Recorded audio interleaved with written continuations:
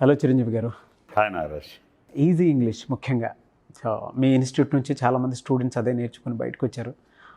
అదొకటే కాదండి, స్కిల్స్ ఎక్కడ పడితే అక్కడ నేర్పించరు.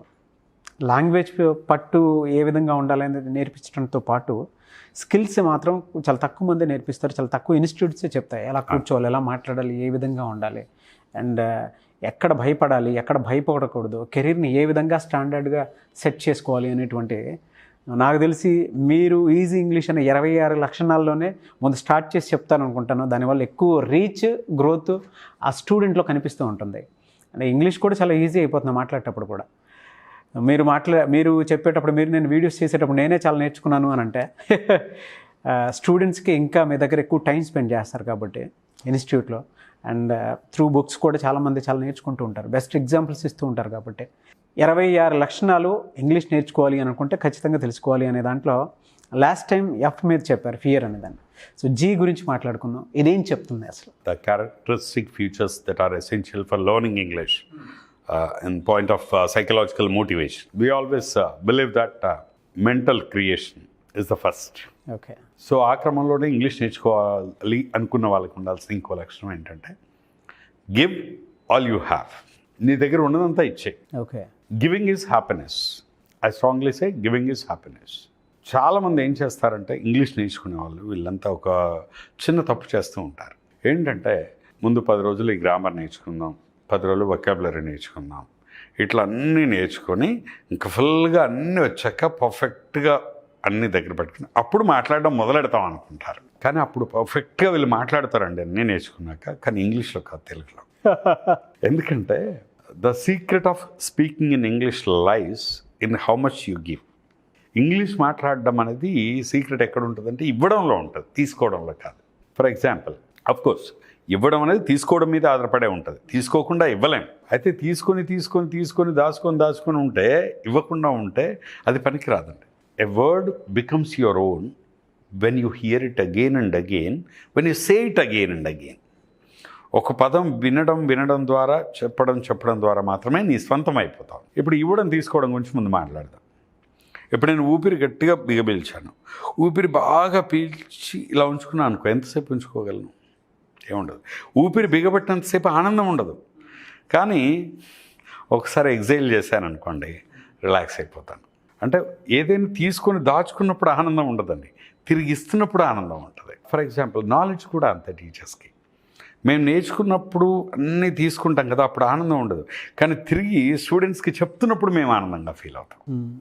అందుకే చూడండి, సంపాదించే మగవాళ్ళ ఫేస్లన్నీ ఎప్పుడు కూడా సాడ్గా ఉంటాయి. షాపింగ్ చేసే ఆడవాళ్ళ ఫేసులు చూడు ఎలా వెలిగిపోతూ ఉంటాయి. జస్ట్ సరదాగా చెప్తున్నాను. వాళ్ళు షాపింగ్ చేసేప్పుడు చూడండి, ప్రపంచంలో ఉన్న ఆనందం అంతా వాళ్ళ ఫేస్లో ఉంటుంది. ఎందుకంటే దే గివ్. డబ్బులు ఖర్చు పెట్టేస్తూ ఉంటారు. ఎంతన్నా అక్కడ ఇంకో థాట్ ఉండదు, అద్భుతంగా ఉంటాయి ఫేస్లు. ఈ సంపాదించేవాడికి మాత్రం సాడ్నెస్ ఉంటుంది ఎప్పుడు. అందుకే తీసుకోవడంలో కదా ఆనందం గివింగ్లో ఉంటుందని చెప్పడానికి చెప్తున్నాను. సో అలాగే డబ్బు ఎంత సంపాదించుకున్నప్పుడు ఆనందం ఉండదండి. దాన్ని తిరిగి ఎలా ఖర్చు పెడుతున్నాం అనే దాన్ని బట్టి తిరిగి ఖర్చు పెట్టేప్పుడు ఆనందం ఉంటుంది కదా. So in the same way spoken English నేర్చుకునే వాళ్ళు ఏంటంటే, ఈరోజు క్లాస్లో నేర్చుకుంది, ఈ గంటలు నేర్చుకుంది నెక్స్ట్ గంటలో వాడేయాలి. ఇవాళ విన్న క్లాసు మళ్ళీ వెంటనే బయటికి ఎక్సైల్ చేస్తూ ఉండాలి, అంటే ప్రాక్టీస్ చేయాలి. అయితే మన వాళ్ళని ఇంగ్లీష్లో మాట్లాడండి ఫస్ట్ డే అనగానే ఏమంటారు తెలుసా? సార్ ఇవ్వాలే కదా సార్ జాయిన్ అయింది, వారం రోజులే కదా సార్ జాయిన్ అయింది, ఏమొస్తుంది సార్ మాకు ఇప్పుడు ఎట్లా మాట్లాడతాం సార్ అంటారు. కానీ ఈరోజు ఏదో నేర్చుకున్నావు కదా, నేర్చుకుంది ఇవ్వాలి. దానికి బెస్ట్ ఎగ్జాంపుల్ చెప్తాను. మన ఊర్లో మీకు ఐడియా ఉందో లేదో, గ్రామీణ ప్రాంతాల నుండి వచ్చిన వాళ్ళకి ఐడియా ఉంటుంది. చేదబావి ఉంటుంది ఊళ్ళో. అవును. ఆ బావిలో ఒక 1000 లీటర్ల నీళ్ళు వస్తాయి అనుకున్నాం రోజు. ఊట అంటాం.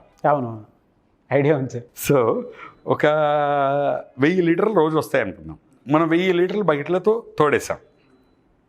రేపు మళ్ళీ 1000 లీటర్లు వస్తాయి. అవి తోడేస్తే మళ్ళీ 1000 లీటర్లు వస్తాయి. రోజు 1000 లీటర్లు వస్తూనే ఉంటాయి.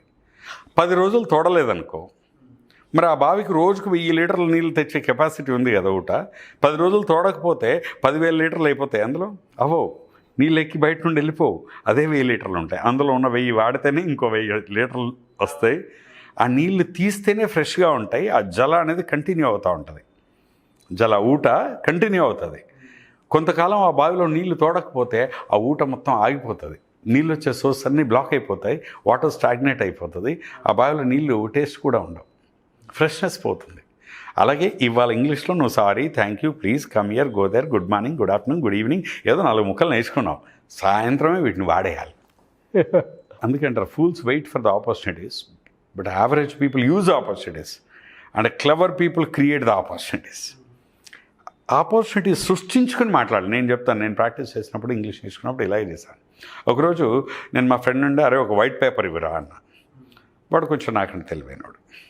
వాడు చెప్పాడు, అరే వైట్ పేపర్ని ఎప్పుడు 1 వైట్ పేపర్ 2 వైట్ పేపర్ అంతా 2 వైట్ పేపర్లు ఇవ్వు 4 వైట్ పేపర్లు ఇవ్వు, ఇది బండ తప్పురా ఇంగ్లీష్లో, ఇలా అనొద్దు, give me a sheet of paper అనాలి, లేదా give me a piece of paper అనాలి అని చెప్పాడు. మళ్ళీ ఎక్కడ మర్చిపోతానేమో అని వాడు చెప్పిన విషయాన్ని క్లాస్లో వెనక్కి వేరే ఫ్రెండ్స్ దగ్గరికి వెళ్ళి, hey can you give me a piece of paper, can you give me 2 sheets of paper అంటూ ఒక 4 మీద వాడేశాను. అది ఎక్కడ మర్చిపోతానేమో అని. ఆ రోజు నుండి మా ఫ్రెండ్స్ అంతా నన్ను కామెంట్ చేసి పీస్ ఆఫ్ పేపర్ గాడు వస్తాండ్రా అని మొదలెట్టారు. అంటే పీస్ ఆఫ్ పేపర్ గాడు వస్తాండ్రా అని నేను పర్టికులర్గా అది వాడాను కదా అని నన్ను అలా కామెంట్ చేశాడు. కానీ నాకు ఆ పీస్ ఆఫ్ పేపర్ అనేది ఇన్ని సంవత్సరాలు గుర్తుండడానికి కారణం ఆ వర్డ్ నేను నేర్చుకున్న విధానం. అవును.